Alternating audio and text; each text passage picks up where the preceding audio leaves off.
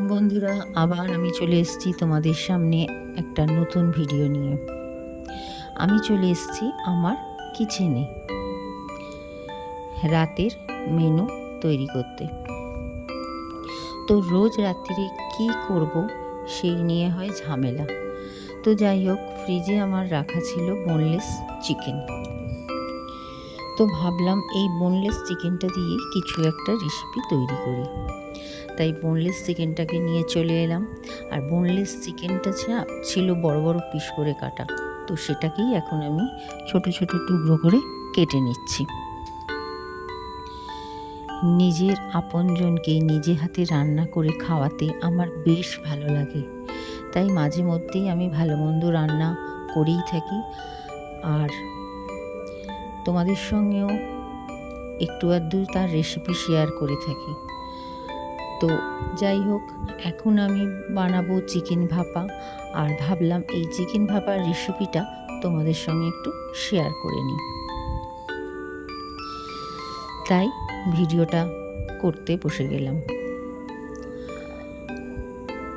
তো যাই হোক, ছোট ছোট টুকরো করে আমি বোনলেস চিকেনটাকে কেটে নিলাম। দেখো, আমার এই চিকেনটা ছোট ছোট টুকরো করে কাটা হয়ে গেছে। এইবার আমি একটা পাত্রের মধ্যে নিয়ে নিয়েছি ডুমো করে কাটা পেঁয়াজ, আদা, রসুন, কাজু আর কাঁচা লঙ্কা। আর এটা হলো চালমগজ। চালমগজটাকে আমি কড়াতে শুকনো খোলায় একটু ভেজে নিয়েছি। এইবার আমার মিক্সিং জারের মধ্যে এই চালমগজটা নিয়ে নিলাম, আর তার সঙ্গে নিলাম একটু পোস্ত। আর পাত্রের মধ্যে যে কাঁচা লঙ্কা, আদা, রসুন, পেঁয়াজ, কাজু ছিল সেগুলোকেও আমি আগে নিয়ে নিয়েছি। এইবার এটার একটা আমি পেস্ট তৈরি করে নেব। তবে আমি একটা জিনিস দিতে ভুলে গেছি, সেটা হলো টক দই। তো তোমরা যদি এই চিকেন ভাপার রেসিপিটা বানিয়ে থাকো তখন তাতে টক দই দিয়ে দেবে। তো দেখো, আমার পেস্ট তৈরি হয়ে গেছে। এইবার আমি এই পেস্টটার মধ্যে দিয়ে দেবো লঙ্কা গুঁড়ো, পরিমাণ মতো লঙ্কা গুঁড়ো, জিরে গুঁড়ো, ধনে গুঁড়ো, আর দেবো স্বাদ মতো লবণ।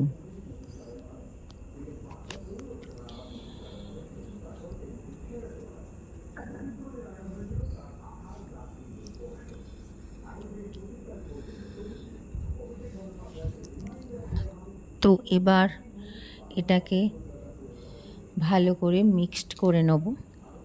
মশলাগুলো দিয়ে এই পেস্টটাকে ভালো করে মিক্সড করে নেব। এইবার একটা আমি কন্টেনারের মধ্যে মাংসগুলো নিয়ে নেব, টুকরো করে রাখা চিকেনের পিসগুলোকে নিয়ে নেব।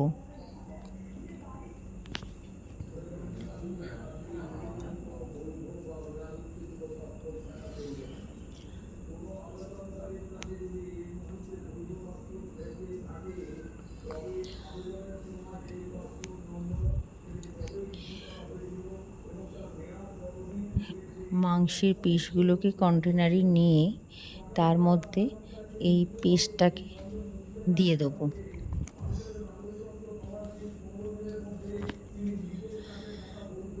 আর এই পেস্টটা মাংসের মধ্যে দিয়ে একটা চামচে নিয়ে সেটা ভালো করে মাখিয়ে নেব। আর এবার আমি এই কন্টেনারটার মধ্যে নিয়ে নেব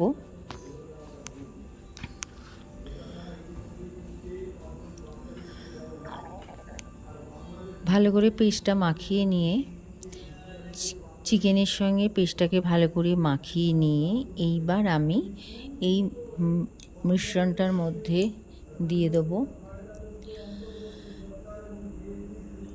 কাঁচা লঙ্কা। লাল লাল কাঁচা লঙ্কাগুলো একটু সাজিয়ে কন্টেনারটার মধ্যে দিয়ে দিলাম। এইবার এটার মধ্যে আমি দেবো কাসুরি মেথি। কাসুরি মেথি দিলে এই ভাপার স্বাদটা খুব ভালো হয়, আর ভাপার মধ্যে একটু কাসুরি মেথি দিতে লাগে। এবার এইটার মধ্যে আমি দিয়ে দেবো পরিমাণ মতো তেল। যে যেরকম যতটা পরিমাণ তেল খেতে পছন্দ করবে সে সেরকমভাবেই দেবে।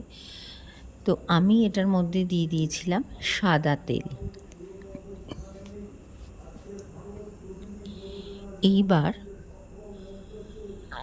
কন্টেনারটার মুখটাকে বন্ধ করে দেবো।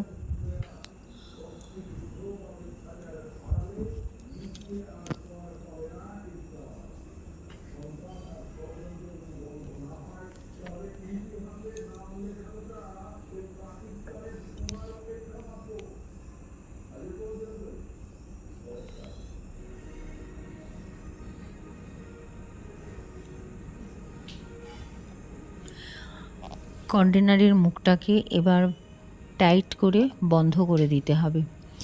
আমি কন্টেনারের মুখটা টাইট করে বন্ধ করে দিলাম। দিয়ে এটাকে আমি মাইক্রো ওভেনের ভেতর দেব। আর মাইক্রো ওভেনে দিলে এটা তাড়াতাড়ি হয়ে যাবে, আর গ্যাসও পুড়বে না। কারণ গ্যাসে জল গরম করে দিলে এটা অনেকটাই সময় লাগবে, তাতে গ্যাস খরচা হবে প্রচুর। তাই আমি মাইক্রোওভেনে দিয়ে দিলাম।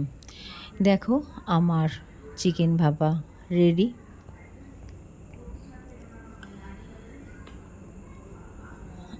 এটা এবার আমি একটু চামচে করে ভালো করে নাড়িয়ে নিলাম। আর চিকেন ভাপাটা দেখতেও খুব সুন্দর হয়েছে।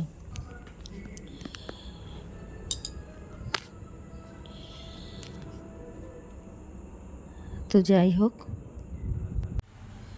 ভিডিওটা যদি তোমাদের ভালো লেগে থাকে তাহলে ফলো অ্যান্ড সাবস্ক্রাইব করো, আর লাইক অ্যান্ড কমেন্ট করো, আর অনেক অনেক শেয়ার করে দিও।